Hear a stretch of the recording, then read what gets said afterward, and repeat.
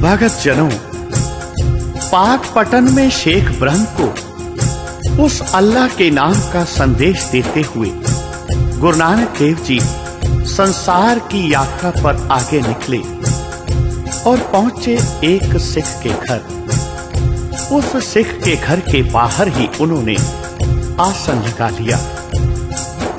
भाई बालाजी और भाई मर्दाना रबाबी भी वहीं उनके आसपास बैठ गए।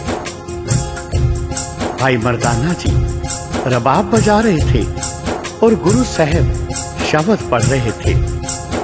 उस सिख ने जिस समय इन महापुरुषों को अपने घर के बाहर बैठे देखा तो गुरु जी के चरणों पर नमस्कार किया और कहने लगे, हे गुरुदेव, आप धर्मशाला में पधारे। तब गुरु जी ने अपने दोनों सेवकों को आज्ञा दी कि आप चलो, इसकी आशा पूर्ण करें। यह कहकर गुरु जी उस सिख के घर के बाहर जा बैठे। वह सिख अति निर्धन था। एक बार उसे रोटी मिलती और एक बार नहीं मिलती थी। उसकी पत्नी और उसका एक बच्चा भी था। उसने यथाशक्ति गुरु जी को लंगर प्रसाद करवाया। दूसरे दिन उस सेवक के पास खाने के लिए कुछ नहीं था, कोई सामान नहीं था। उसने किसी तरह राशन का अन्न का इंतजाम किया और अपनी पत्नी को कहा कि तुम भोजन तैयार करो। जब उसने चूल्हे में आग जलाकर भीतर बर्तन लेने के लिए अंदर गई तो उसका लड़का खेलता खेलता जलते हुए चूल्हे में गिर गया और जल गया, वहीं मर गया। उस स्त्री ने उस लड़के को कपड़े में लपेटकर भीतर रख छोड़ा तथा अपने पति को खबर नहीं दी, क्योंकि पति को बतलाने से विघन पड़ने का भय था कि कहीं वे अतिथि बगैर खाए ही ना चले जाएं। भगत जनों, इतने श्रद्धालु थे वो लोग, इतना प्यार था उनके अंदर। घर आए अतिथि को वो भगवान समान समझते थे। जिस समय भोजन तैयार हो गया तो उस औरत ने अपने पति को कहा, हे स्वामी, भोजन तैयार है। तो उसने गुरु जी को आकर कहा, हे महाराज, आइए, भोजन तैयार है, भोजन ग्रहण कीजिए। गुरु जी घर में आए। जब भोजन परोसा गया तो गुरु जी ने उस स्त्री को कहा कि तुम अपने बालक को बुलाओ। तब उस स्त्री ने कहा, हे महाराज, वह कहीं सो रहा होगा, आप भोजन ग्रहण कीजिए। फिर गुरु जी ने कहा, हे देवी, तेरे बालक का नाम क्या है? तो वह स्त्री कहने लगी, जी उसका नाम लाल है। तब गुरु जी ने कहा, हे बेटा लाल, बाहर आओ, बाहर आओ। बस इस आवाज में एक ऐसी शक्ति थी कि वह मरा हुआ बालक खेलता खेलता हंसता हुआ बाहर आ गया। इस सब को देखकर वह स्त्री गुरु जी के चरणों पर गिर गई और कहने लगी, हे सर्वशक्तिमान गुरुदेव, आप धन्य हो, धन्य हो। भगत जनों, दूसरे दिन फिर वही तंगी, घर में राशन नहीं। तब उस जोड़े ने अपने पुत्र को बेचने का इरादा किया। गुरु नानक देव जी कहने लगे, आपका बालक कहाँ है? उसे हमारे पास रहने दीजिए। तब वह सिख हाथ जोड़कर खड़ा हो गया और कहने लगा, हे अंतर्यामी, कौन सी बात है जो आपसे छुपी हुई है? आप सब कुछ जानते हैं। यह कहकर उन्होंने बालक को गुरुजी के सामने हाजिर कर दिया। गुरुजी ने बालक से पूछा, हे बेटा, तेरे माता पिता तुझे बेचना चाहते हैं। बताओ, दूसरे घर जाकर चक्की पीसोगे? पानी भरा करोगे? लड़के ने उत्तर दिया, जो मेरी प्रारब्ध है वही होकर रहेगा। जब मैं खरीदा ही गया तब मेरा क्या उजर हो सकता है? जो कुछ हुक्म होगा वही करूंगा। गुरुजी ने लड़के का उत्तर सुनकर कहा, हे परमात्मा, धन्य है जीव जो हमेशा आपकी रज़ा को हंसते हुए सहते हैं, उफ नहीं करते। धन्य है इस लड़के जैसे जो सदैव प्रभु की इच्छा पर शीश झुकाते हैं। वह जहां स्वयं धन्य है, वहां उसके माता पिता भी धन्यवाद के पात्र हैं। उस लड़के को गुरुजी ने अपने कंठ से लगा लिया तथा उस समय एक शब्द उच्चारण किया, मुल खरीदी लाला गोला, मेरा नाम सवागा, गुर की बचनी हाट बिकाना, जित लाया तित लाका, तेरे लाले क्या चतुराई, साहिब का हुक्म न करना चाहिए। माँ लाली प्यो लाला मेरा, हौ लाले का जाया, लाली नाचै लाला गावे, भगत करो तेरी राया, पिए ता पानी आनी मीरा, खाए ता पीसन जाओ, पखा फेरी पैर मलोवा, जपत रहा तेरा नाओ। लूण हरामी नानक लाला, बख्शे तुध वडियाई, आद जुगाद दयापत दाता, तुध विन मुक्त न पाई, तुध विन मुक्त न पाई। यह सुनकर वे सिख गुरुजी के चरणों में गिर गया।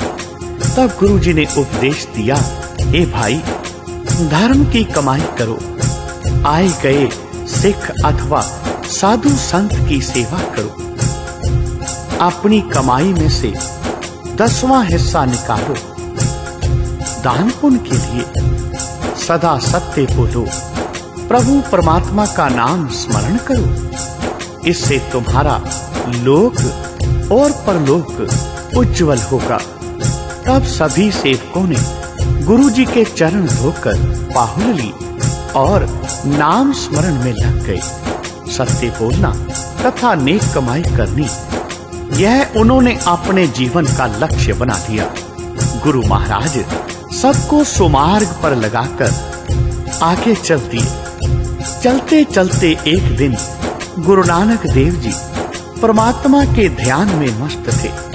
क्या देखा कि निरंकार परमात्मा कह रहे हैं कि हे नानक, संसार के लोग पाप कर्म में लगे हुए हैं तथा सुकर्म की ओर किसी का भी ध्यान नहीं, परंतु जीव के कर्मों को परमात्मा के दरबार में लिखा जाता देखा गया।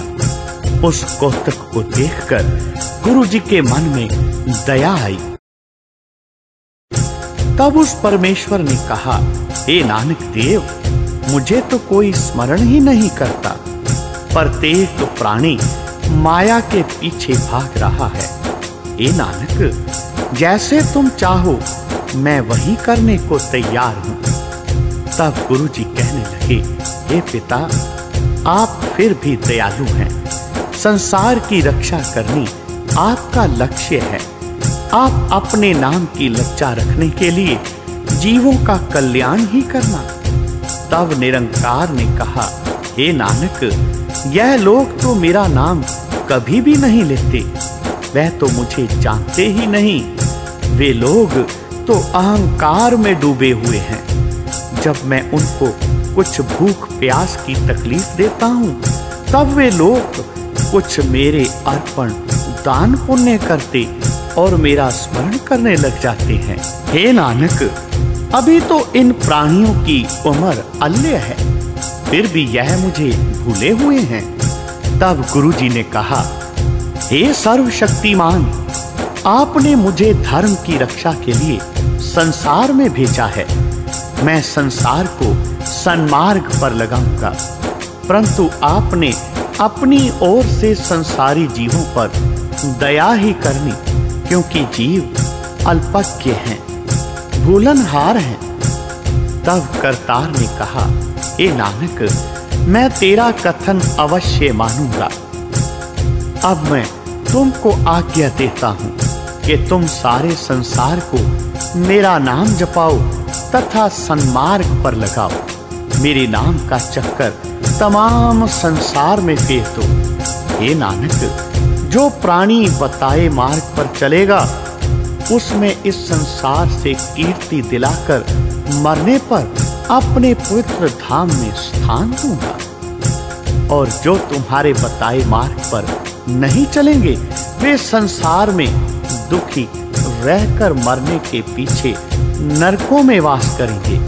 तथा जो तेरा नाम जपेगा तथा तेरे बताए मार्ग पर अग्रसर होगा, उसे संसार के सभी सुख सहजे ही प्राप्त होंगे। इसमें रंचक संदेह नहीं है। हे प्यारे नानक, तू सदैव मुझे ही स्मरण करता है, इसलिए मैं तेरा नाम जपने वाले को अपना नाम जपने वाला जानकर उसे उत्तम से उत्तम गति प्रदान करूंगा। तेरा जो भक्त होगा उसे अपना भक्त मानूंगा, क्योंकि तू मेरा ही रूप है। तुझ में और मुझ में भेद नहीं।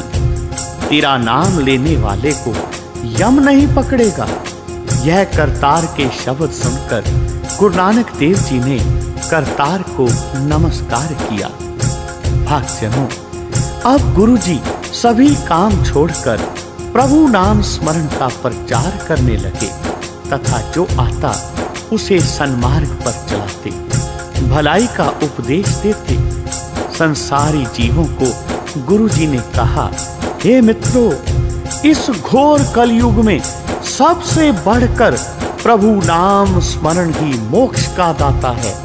इसलिए यदि सुख चाहते हो तो प्रभु नाम स्मरण में लग जाओ। इसके ऊपर गुरु जी ने एक पवित्र शब्द भी उच्चारण किया। जयकर कीरत आखिए करते का होए विचारो, तित कर गावो सोहेला, सिवरो सिरजनहारो। तुम गावो मेरे निर्भो का सोहेला, हाँ वारी जित सोहले सदा सुख होए। रहाओ नित नित जियड़े समालियन, देखेगा देवनहार। तेरे दाने कीमत ना पवै, तिस दाते कम समार।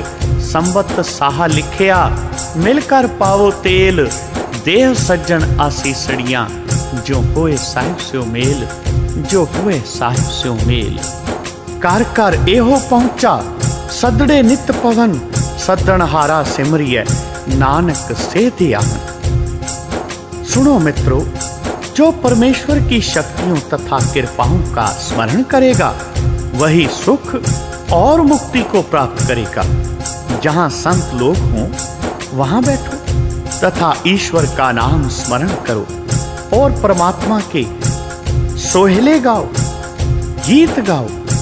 फिर यह विचार करो कि 84 लाख योनियां हैं, सभी का परमात्मा पालन पोषण करता है। परमेश्वर की कृपा अपार है, परमेश्वर का स्मरण ही अच्छा है। हे भाई, वह परमेश्वर अपार और असीस वह अनीह है, उसकी महिमा को संत लोग ही जानते हैं। उन संतों की सेवा करके उससे तुम आशीर्वाद प्राप्त करो, इसी में प्रभु प्रसन्न होते हैं। परमात्मा के दरबार में सभी का हिसाब है कि अमुक जीव इतनी देर संसार में रहेगा और इस समय वापस बुला लिया जाएगा। जो मेरा भक्त है वह मरकर मुझे प्राप्त कर लेगा और जीवित संसार में आनंद मानेगा। हे जीव, यदि तुमने परमात्मा को विसार दिया है, भुला दिया है, तो तू महान दुखदायक नरकों में जाएगा। जब प्राणी ने नाम जपने का विश्वास दिलाया था, तभी परमात्मा ने उसे संसार में भेजा था। इसे उस प्रभु का नाम स्मरण करना उचित था, परंतु इस जीव ने माया के लोभ से परमेश्वर को भुला दिया। जैसे किसी कुंवारी को एक दिन कोई विवाह कर ले जाता है, उसी प्रकार इस जीव को एक दिन यमदूत ले जाएगा, तब इसका कोई भी चारा नहीं चलेगा। आओ हम सभी मिलकर उस प्रभु की आरती गाएं और अपना जन्म सफल करें। गगन में थाल रवि चांद दीपक बने, तारका मंडल जनक मोती, तूप मलयान लो पवन चवरो करे, सगल बनराए फुलंत ज्योति, कैसी आरती होए पव खंडना तेरी आरती, अनहता शब्द वाजंत पेरी, रहाओ सहस तव नैन नन, नैन है तोहे को, सहस मूरत नना एक तू ही, सहस पद बिमल नन एक पद गंध बिन, सहस तव गंध एव चलत मोही, सब में जोत जोत है सोए, तिस दै चानन सब में चानन होए, गुर साखी जोत प्रगट होए, ज्योतिष पावै सो आरती होए। हर चरण कमल मकरंद लोभित, मनो अन्न दिनों मोहे आही प्यासा, कृपा जल ते नानक सारंग को, होए जाते तेरे नाय वासा, होए जाते तेरी नाय वासा। गुरु जी फरमाने लगे, हे प्रभु, आकाश और धरती जो हैं वह दोनों मंडल हैं, अर्थात यह दोनों आपकी आरती करने के थाल हैं, थाल। चांद और सूर्य की उनमें ज्योति जल रही है। आकाश के जो सितारे हैं वे सभी थाल के मोती हैं और पवन का चवर हो रहा है। जितनी बनराए हैं वह भी आपको पुष्प अर्पण करने में लगी हैं। हे भवसागर से पार करने वाले परमात्मा, माया को दूर करके मुझे अपने चरणों में लगा ले। यह आरती आपकी हर समय हो रही है और अनाहद शब्द जो हो रहा है वह दशम द्वार की सूचना दे रहा है। संसार के जीवों के मुख तथा नैनों में आपकी ज्योति ही चमक रही है, उनसे ही वह उजाला है। हे प्रभु, आपके हजारों वर्ण हैं, अनेकों गंधर्व आपकी स्तुति के गीत गा रहे हैं और अनेकों देवता आपको नेत नेत कहकर ध्यान करते हैं, परंतु आपके पार को कोई नहीं पा सकता। हे नाथ, आप घट घट में निवास कर रहे हैं, कोई स्थान भी आपके बिना नहीं है। हे प्रभु, अधिक क्या कहें?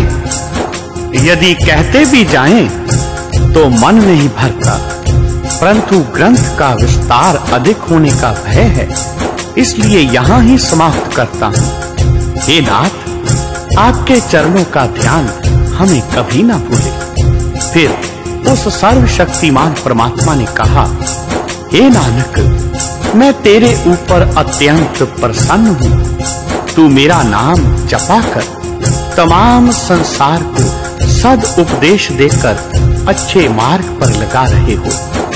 इसमें मैं तेरी अधिक सिफत नहीं कर सकता, क्योंकि संसार का उपकार करना तेरा कर्तव्य है, क्योंकि संसार में तू इसीलिए गया हुआ है और मेरी जो आज्ञा है उसे तुम पालन करने में रात्रि दिवस एक कर रहे हो। इसलिए मैं तुम पर बहुत ही प्रसन्न हूँ। अधिक क्या कहूँ, तुम मुझे बहुत ही प्यारे हो। तुम्हारा प्रत्येक कर्तव्य मुझे प्रिय है। इधर गुरु जी के मन में यह विचार था कि कलयुग के जीव भारी कुकर्म में लगे हुए हैं तथा कली काल में केवल नाम स्मरण ही भव सागर से पार होने का एक जहाज है। परमेश्वर के नाम का स्मरण कराना यह एक सबसे उत्तम काम है। इसी से संसार का कल्याण है तथा संसार के भले में अपना भला है। यह विचार कर सतगुरु श्री गुरु नानक देव जी महाराज उस अकाल पुरुष की आज्ञा मानकर इस संसार में जीवों से प्रभु नाम स्मरण कराना ही अपना परम ध्येय बनाते हैं। उनकी कृपा से जीवों का कल्याण है। भगत जनों, गुरु नानक देव जी भ्रमण करते करते पूर्व देश में जा पहुंचे। वहां आपको कुछ महापुरुष मिले। उन्होंने गुरु जी को प्रणाम करके कहा, हे बाबा जी, राम राम। गुरु जी ने कहा, आओ संत जनों, सत्य राम, बैठो। उन्होंने बैठकर कहा, हम आपके नाम पर बलिहार हैं। उन्होंने कहा कि यदि आपकी आज्ञा हो तो हम कुछ प्रार्थना करने आए हैं। हमें एक शंका है। उनकी बात सुनकर गुरु जी कहने लगे, हे महाराज, आप निसंकोच जो कहना है सो कहो। तब उन्होंने कहा, अनेकों पुण्य करते हैं, अनेक हवन यज्ञ करते हैं तथा अनेकों तीर्थ यात्रा करते हैं। उनको कौन कौन सा फल होगा? क्या उनकी मुक्ति होगी अथवा नहीं होगी? ये सवाल सुनकर गुरु नानक देव जी जवाब में शब्द कहने लगे, जगन होम पुण्य तप पूजा दे दुखी नित दुख सहै। राम नाम बिन मुक्त न पावस, मुक्त नाम गुरमुख लहै। राम नाम बिन व्यर्थ है जग जन्मा, बिख खावे बिख बोली बोले। बिन नावे नैफल मन प्रमना, रहाओ पुस्तक पाठ व्याकरण वखाणे। संध्या कर्म तिकाल करे, बिन गुरु शब्द मुक्त कहाँ प्राणी। राम नाम बिन उर्ज मरे, डांड कमंडल शिखा सूत धोती। तीर्थ गवन अत भरमन करे, राम नाम बिन शांत न आवे। जप हर हर नाम सो पार परै, जटा मुकुट तन पसम लगाई। वस्त्र छोड़ तन नगन पया, राम नाम बिन तृप्त न आवे। चित्त के बांधे पेख पया, जेते जी जंत जल थल महियल। जत्र कततु सर्व जिया, गुर प्रसाद राख ले जन को। हर रस नानक चोल पिया, हर रस नानक चोल पिया।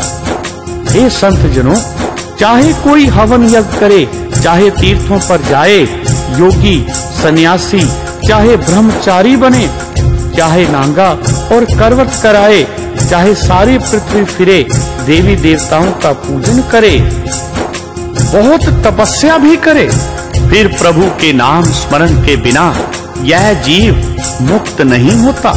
मुक्ति तभी होगी जब सतगुरु जी के चरणों का सहारा लेकर शुद्ध मन से राम नाम का स्मरण करे, तब इसका जन्म सुधरता है। नहीं तो यह आवागमन में ही फंसा रहता है। परमेश्वर के नाम बिना यह जीव विष खाता है और विष ही पान करता है तथा विष ही बोलता है। इस विष व्यवहार का क्या फल होगा? यह बार बार जन्मता मरता है तथा अनेकों दुख पाता है तथा अनेकों योनियों में भटकता है। तब महापुरुषों ने कहा, एक पुस्तकें पढ़ते हैं, एक 3 काल संध्या बंधन तर्पण आदिक करते हैं, क्या उनकी मुक्ति होगी या नहीं? गुरु जी कहने लगे, यदि 4 वेद पढ़े, चाहे 3 बार संध्या आदिक 6, 18 बार 18 पुराण पढ़े, तब भी मुक्ति नहीं होगी। मुक्ति तभी होगी जब गुरु के चरणों के आश्रित होकर नाम स्मरण करेंगे।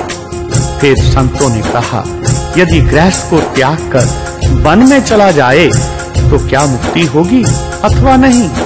गुरु जी कहने लगे, सब कुछ त्याग कर दंड कमंडल लेकर वनों में भी चला जाए तो भी नाम स्मरण के बिना मुक्ति नहीं मिलती।